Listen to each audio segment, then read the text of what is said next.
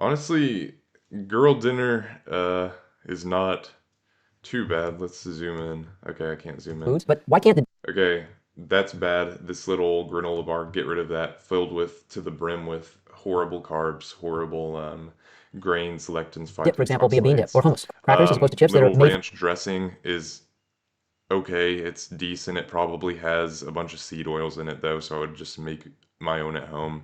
It's in a plastic cup though. Get rid of that. Microplastics are unhealthy. Corn chips bad.